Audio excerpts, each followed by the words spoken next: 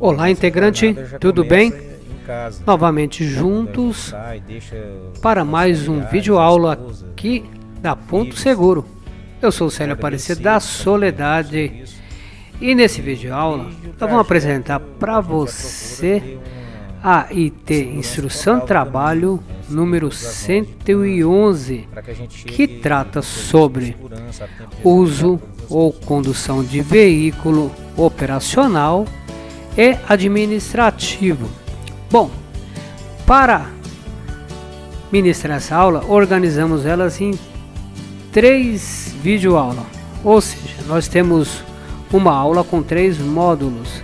Então nós vamos apresentar agora nesse primeiro módulo os itens até os quesitos relacionados aos itens de segurança dentro dos veículos. Logo adiante, nós vamos entrar em questões mais específicas relacionadas aos equipamentos, às questões de trânsito e etc. Mas vamos ver os fundamentos que serão abordados da introdução pelo instrutor Tony Marques Marcílio. Olá pessoal, tudo bem? Estamos aqui para mais um treinamento de instrução de trabalho.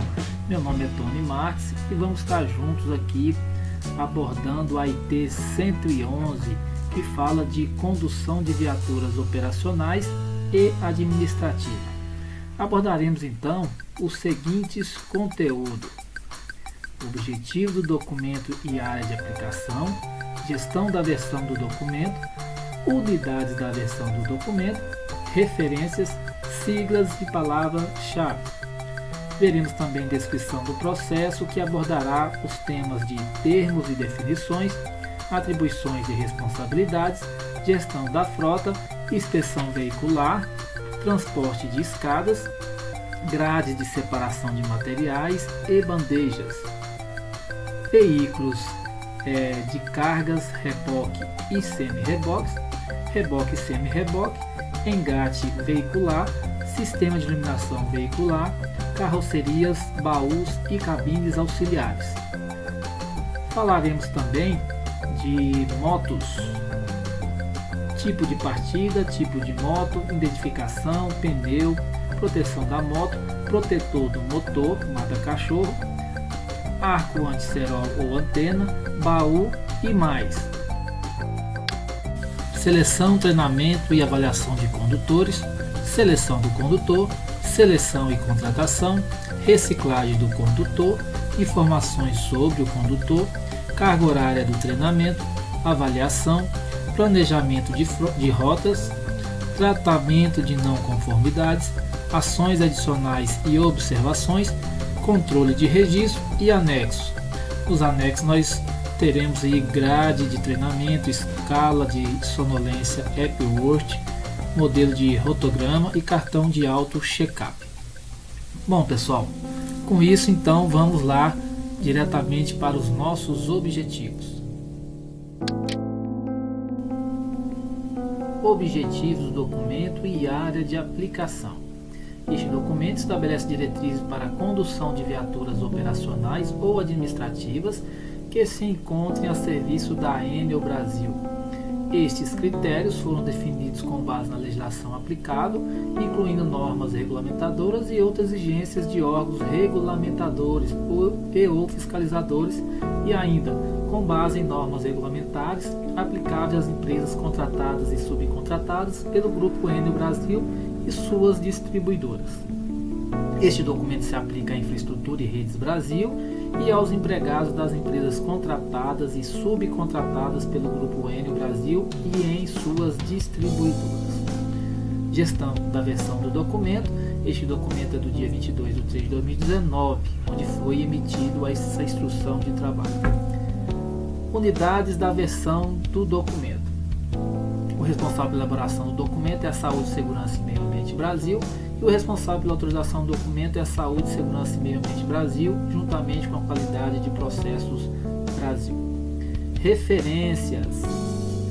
As referências é o Código Ético do Grupo Enel, Plano de Tolerância Zero à Corrupção, Procedimento Organizacional número 375, Gestão da Informação Documentada, Lei número 9.503, de 23 de setembro de 1997, Código de Trânsito Brasileiro.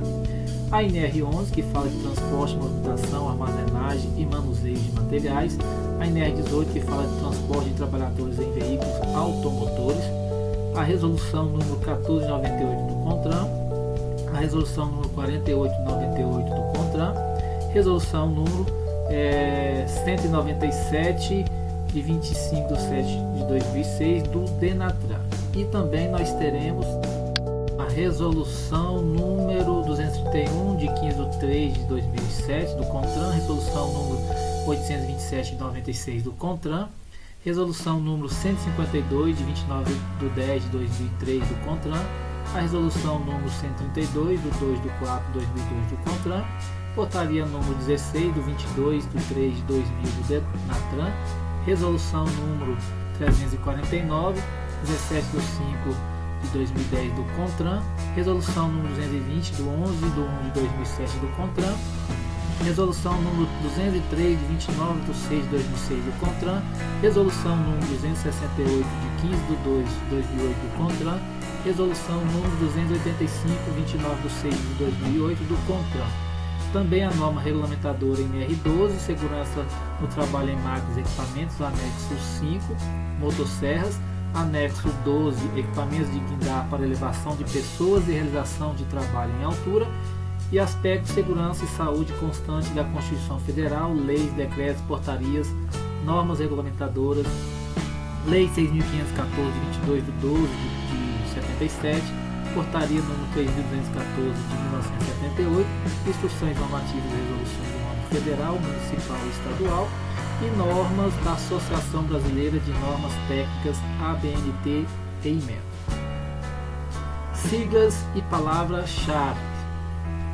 Bem, nós temos aí essas siglas: CLT, Consolidação das Leis do Trabalho, o CONTRAN, que é o Conselho Nacional de Trânsito, o DENATRAN, que é o Departamento Nacional de Trânsito, e as NR, que são as normas regulamentadoras do Ministério do Trabalho e Emprego. Então vamos para a descrição do processo. Como que vamos aí seguir nesse processo de condução de viaturas operacionais e administrativas? De forma a melhor compreender a finalidade dessa instrução de trabalho, considera-se pertinente enquadrá-la dentro de um âmbito teórico e prático, de acordo com as perspectivas de um trabalho voltado para a prevenção de acidentes em viaturas. Assim, nessa instrução de trabalho, procuraremos abordar os conceitos que enquadram princípios e condutas para a utilização de veículos, observando os preceitos legais relativos à utilização, conservação da frota e define deveres e obrigações dos condutores, dos usuários de transporte, visando obter maior controle e melhor preservação, no sentido de prolongar a vida útil dos veículos e reduzir o risco de acidente. Então vamos para os termos e definições. Termos e definições. Estabelece princípios e condutas para a utilização de veículos, observados os preceitos legais relativos à administração, utilização, conservação da frota, e define deveres e obrigações dos condutores, dos usuários e gestores de transporte, visando obter maior controle e melhor preservação, bem como a prevenção. Atribuições e responsabilidades. São considerados veículos aqueles previstos no Código de Trânsito Brasileiro. Todos os veículos devem passar por manutenção periódica, como o registro das mesmas na base da empresa onde o veículo estiver lotado e na sede da empresa, para fácil acesso em uma auditoria contendo no mínimo 1. Dados de identificação do veículo e proprietário, 2. Data da manutenção, 3. Qual a manutenção realizada, informando detalhadamente todos os serviços feitos, peças substituídas, etc. Dados da empresa responsável pela manutenção, dados do responsável pela manutenção, rastreamento de peças e partes substituídas, pneu, peças, partes, etc. Custo da manutenção. Em cada veículo é obrigatório o porte de uma planilha. O modelo nós temos aí no item 7.5 do anexo E, contendo a última informação da manutenção realizada e a data da próxima, assinada por responsável pela empresa. Essa planilha deve estar à disposição para inspeções e auditorias. A ausência dessa planilha implica na paralisação da viatura, moto ou caminhão. 9. Veículos com datas de manutenções vencidas deverão ser paralisados automaticamente, assim como em qualquer caso que o inspetor ou auditor considere risco de segurança e incumprimento de exigência legal ou procedimental. 10. É obrigatório o porte do formulário de checklist diário, também temos o modelo no anexo 7.5, na viatura completamente preenchido e assinado, e mediante qualquer alteração detectada, mesmo que corrigida, deve ser apontado na observação com a assinatura da liberação da viatura por responsável. Essa não conformidade deve ser apontada também no formulário previsto no anexo E, o item 7.5. C. Todos os veículos a serviço devem estar corretamente identificados, de forma legível e em local visível na carroceria do veículo, com exceção dos vidros. Qualquer modificação ou alteração nas características originais de fábrica do veículo deve ter avaliação, laudo de responsável e autorização dos órgãos de trânsito. É proibida a alteração de qualquer item de segurança veicular. Veículos fabricados a partir de 2014 devem conter como item obrigatório de fábrica airbag e ABS. O período de renovação da frota e as características mínimas de cada ficam estabelecidos de acordo com cada contrato. Bom, vamos lá então para o item de gestão de frota. Na gestão de frota, os veículos utilizados na execução do serviço deverão estar em bom estado de conservação e atendendo à legislação pertinente para emissões atmosféricas e transporte. A contratada deverá realizar a medição de fumaça preta em sua frota, seguindo a legislação vigente e instrução de trabalho da contratante em atendimento às normas internas da ANBE Brasil. Recomendamos a verificação do nível de emissões atmosféricas em equipamentos e veículos a diesel semestralmente por meio do uso da escala de Rangeman ou opacímetro. Os veículos deverão estar isentos de vazamentos de óleo, combustível, bem como outros fluidos, evitando a poluição do solo, águas superficiais e subterrâneas, respondendo civil e criminalmente por quaisquer danos, obrigando-se a efetuar o devido reparo.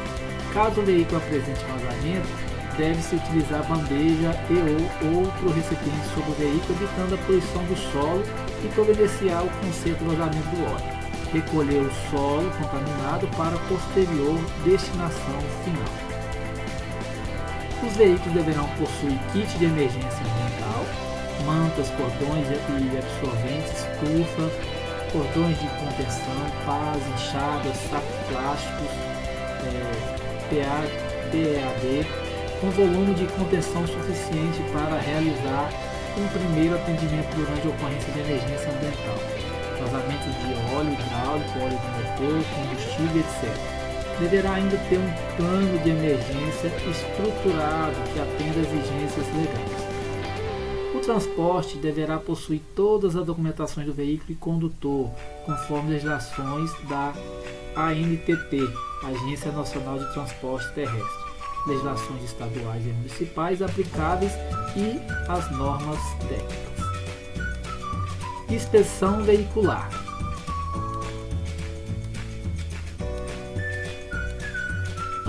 Antes de colocar o veículo em circulação nas vias públicas, o condutor deverá diariamente verificar a existência e as boas condições de funcionamento dos equipamentos de segurança e de uso obrigatório dos itens de segurança veicular através de checklist padrão dos itens 7.5 e 7.6 dos anexos, que deve conter no mínimo os seguintes itens, assim como observadas características abaixo na realização da checagem diária.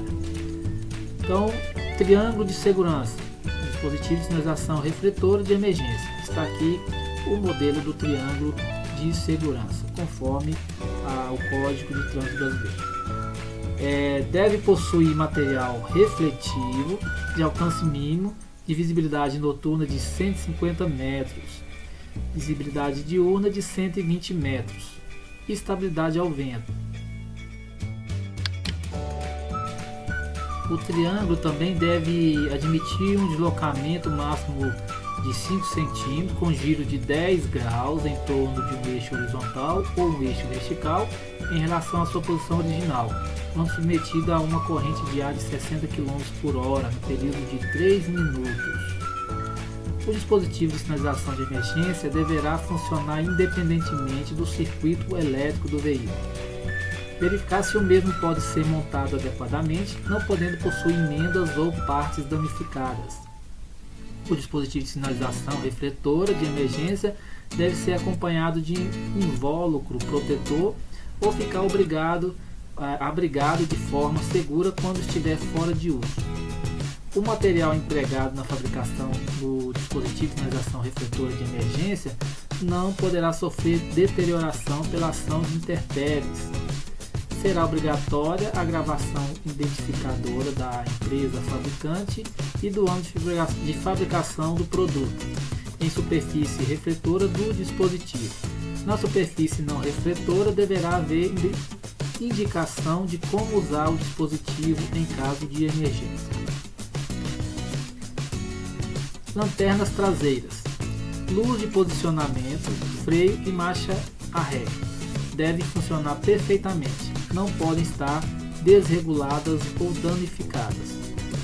Espelhos retrovisores. Deve ser verificado se possuem ajuste e estão em perfeitas condições. Não podem estar trincados, rachados ou quebrados, não podendo possuir emendas. Lavador de para-brisa. Devem estar desobstruídos, funcionando corretamente e em seu receptáculo abastecido de água. Não podem estar danificados ou obstruídos. Limpador de para-brisa. Devem estar funcionando corretamente, não podendo apresentar as seguintes situações: estar rachado, trincado, quebrado ou com emendas. Apresentar-se os seguintes problemas na varredura: estrias, lâmina de borracha fissurada ou rasgada pela ação do frio, do calor e das intempéries. Está aqui o modelo das estrias quando está danificado o limpador de para-brisa.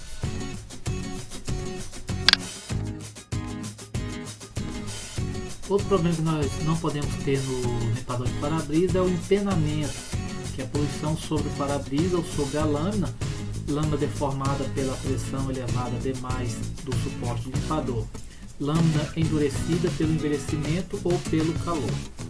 Aqui o exemplo.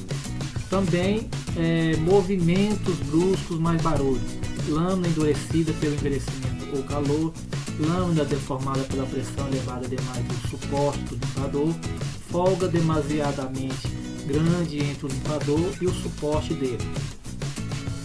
Também as zonas na varrida, zonas não varridas, na verdade, a pressão insuficiente do suporte do limpador, levantamento do limpador em velocidade alta, pressão do limpador sobre o para-brisa mal distribuída. Então, esses são alguns defeitos que nós vamos ter aí do limpador que deve ser corrigido.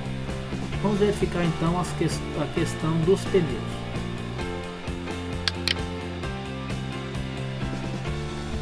Antes da gente verificar a extensão dos pneus, outro item importante que nós temos que verificar na inspeção veicular é o velocímetro, que deve estar em perfeito estado de funcionamento. A buzina também deve estar funcionando perfeitamente, não podendo ter som baixo e nem intermitente, com falhas.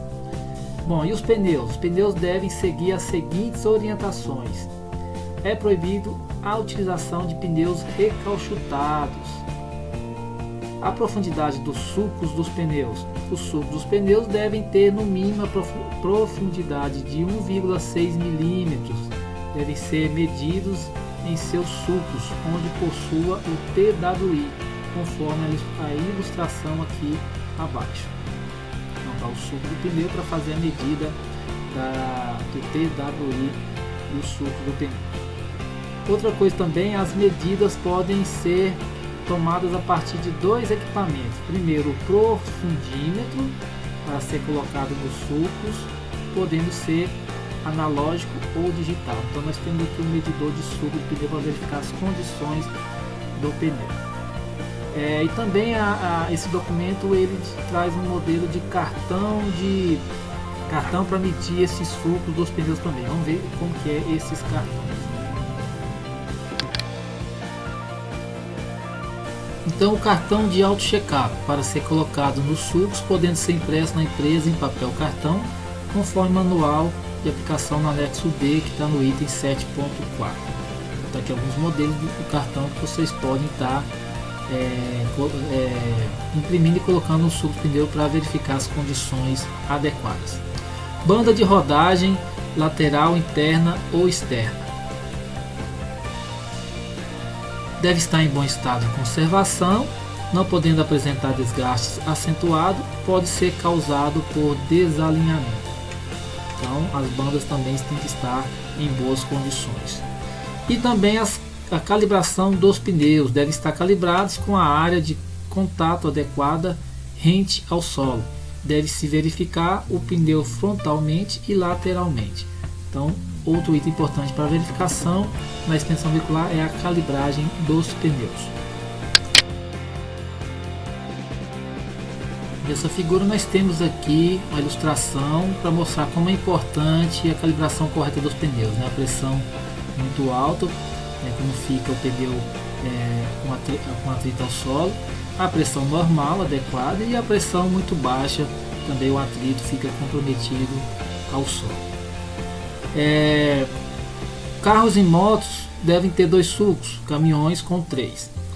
É proibida a utilização de pneus de especificações diferentes no mesmo veículo, com exceção do step, roda sobressalente. Por exemplo, pneus de larguras e tamanhos diferentes no mesmo veículo. Então, o veículo deve utilizar os pneus do mesmo padrão. Extintores de incêndio. Quanto ao uso do extintor de incêndio, devemos nos atentar quanto à resolução número 556 de 17 de setembro de 2015. Torna-se facultativo o uso do extintor de incêndio para os automóveis, utilitários, caminhonetes e triciclos de cabine fechada. É obrigatório o uso do extintor de incêndio para caminhão-trator, micro-ônibus, ônibus, veículos destinados ao transporte de produtos inflamáveis, líquidos, gasosos e para todo veículo utilizado no transporte coletivo de passageiros. Os extintores de incêndio deverão atender às seguintes exigências. Nos veículos automotores previstos, deverão ter a durabilidade mínima e a validade do teste hidrostático de 5 anos da data de fabricação. E ao fim deste prazo, o extintor será obrigatoriamente substituído por um novo, redação dada pela resolução número 223 de 2007.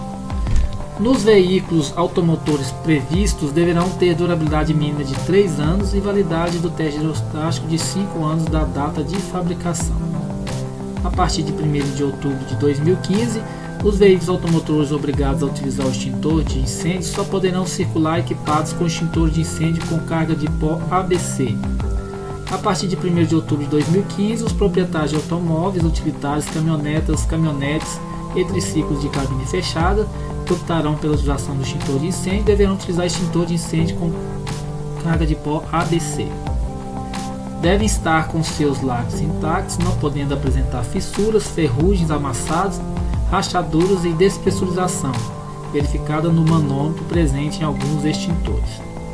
Não pode estar dentro do saco ou sacola. Não pode estar fora do suporte apropriado, devendo ser de fácil acesso. Vamos verificar o cinto de segurança. Cinto de segurança. Devem ter cinto de segurança graduável e de 3 pontos disponível para todos, condutor e passageiros, que estejam utilizando o veículo, com exceção dos cintos dos assentos centrais para carros serem subabdominais. Deve estar em perfeito estado de conservação, não podendo conter rasgos de qualquer espécie ou tamanho. As conexões devem estar funcionando perfeitamente e não podem possuir rachaduras, fissuras ou partes quebradas. É proibida a fixação de qualquer dispositivo ou equipamento no sistema do cinto de segurança. Rodas sobressalentes, step. A roda sobressalente compreende o aro e o pneu, devendo estar em perfeito estado, calibrado e sem desgastes. O pneu da roda sobressalente pode possuir especificações diferentes dos demais pneus. Deve ser feita a medição dos sulcos. Vamos verificar as fitas refletivas. Película refletiva. Deverá exibir em sua construção uma marca de segurança comprobatória de laudo realizado para o coeficiente de retrorefletividade com a gravação das palavras aprovado Benatran, com 3 mm de altura e 50 mm de comprimento em cada segmento da cor branca e retrorefletor. Nos veículos cujas carrocerias sejam lisas nos locais de fixação e que garantam perfeita aderência, os dispositivos de segurança poderão ser autoadesivados e opcionalmente colados diretamente na superfície da carroceria. Os veículos com carroceria de madeira ou metálicos com superfície irregular, cuja superfície não garanta uma perfeita aderência, deverão ter os dispositivos fixados primeiramente em uma base metálica e deverão atender os seguintes requisitos. Base metálica: largura, espessura e detalhes das abas que deverão ser dobradas de modo a selar as bordas horizontais do retrorefletor, milímetros. Vamos verificar aqui o modelo dessa base para colagem dessa película refletiva. Então está aqui o padrão, como deve ser a base, né, para colagem da fita refletiva. Aqui mais alguns modelos, né? Modelo da faixa refletiva. E para veículos de carga com PBT superior a 4.536 kg, deve ter os dispositivos refletivos de segurança, deve ser fixado nas laterais e na traseira da carroceria, o mais próximo possível da borda inferior. Esses dispositivos devem estar alinhados ao longo do comprimento e da largura do veículo. Para veículos com carroceria tipo furgão, a posição do dispositivo nos cantos superiores e inferiores da traseira e laterais poderá ser ajustada para evitar os obstáculos, de modo que demonstre a forma e dimensões da carroceria do veículo, o modelo lateral e traseiro. Nos veículos com carroceria tipo tanque, os dispositivos de segurança deverão ser aplicados no alinhamento central do tanque ou fixados horizontalmente na borda inferior das laterais e traseiras, acompanhando o perfil da carroceria. Também está aqui a ilustração lateral e traseira. E aqui nós temos um modelo de como deve ser as disposições laterais na carroceria para transporte de poste ou caminhão prancha.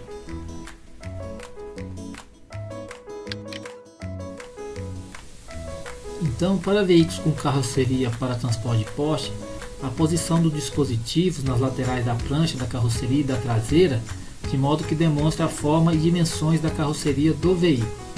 Em quaisquer outros tipos de veículos cujas condições estruturais dificultem a aplicação do dispositivo refletivo de segurança, deverá ser afixada estrutura auxiliar na carroceria do veículo que permita a aplicação do dispositivo. A aplicação do dispositivo nos para-choques traseiros dos veículos de carga com PBT superior a 4.536 kg deverá ser de forma que a parte vermelha fique voltada para as extremidades do para-choque. Somente será admitida a adaptação, corte do dispositivo de segurança nos locais onde haja um impedimento físico, como nos casos dos cantos e extremidades das laterais e traseira das carrocerias. Então está aqui mais algumas ilustrações desse dispositivo de refletivo. Os dispositivos refletivos devem estar aparentes na sua totalidade, mesmo os veículos que utilizem lonas, encerados, para a cobertura da carga. A lona deve ser colocada de forma que os dispositivos fiquem aparentes ou ser também demarcada com dispositivo refletivo flexível. Outro exemplo de sinalização em carroceria de madeira, conforme a ilustração. Bom, transportes de escadas. Todos os veículos que realizam transporte de escada devem possuir porta-escada, malhão padrão, de acordo com a especificação técnica da contratante. Está aqui o modelo, né? O porta-escada malhão deve estar em perfeitas condições, não podendo apresentar fissuras, rachaduras ou ferrugem. Sua conexão com o teto da viatura deve estar devidamente vedada, evitando a infiltração de água no interior do veículo. As escadas só poderão se projetar além do veículo para trás. Deverão estar bem visíveis e sinalizadas, com o uso de bandeirolas padrão da contratante em perfeito estado de conservação. Portar autorização para a condução de escada, quando aplicável.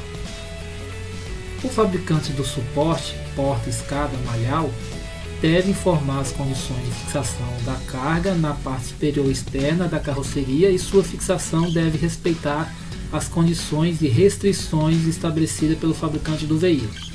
As escadas devem ser presas, porta-escada malhau, através de cinta de couro em 4 pontos. Portar autorização para condução de postes quando aplicável. Observação. A autorização especial de trânsito é o documento expedido pelo Departamento Nacional de Infraestrutura de Transporte, DENIT, para veículos ou combinação de veículos utilizados no transporte de carga, que não se enquadrem nos limites de peso e dimensões estabelecidos pelo Conselho Nacional de Trânsito, CONTRAN. Estabelece os requisitos de segurança para o uso das escadas escamoteável como meio de acesso ao posto de trabalho em que o empregado esteja posicionado em nível inferior a 1 metro para acessar a carroceria das viaturas.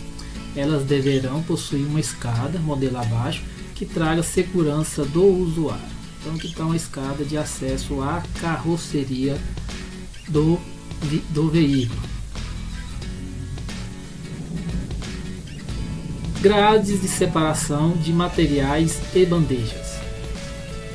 As grades para separação de materiais devem ser fixadas no veículo em pelo menos 4 pontos.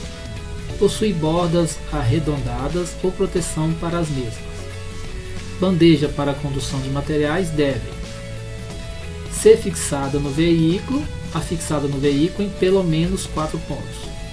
Bandeja com estruturas móveis, possuir mecanismo resistente a impactos e capotamentos.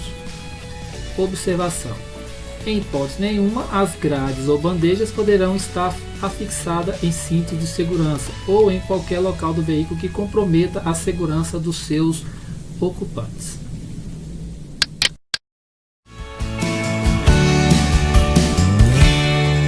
Durante a execução do serviço, observando todas as exigências de segurança para a execução do serviço, pois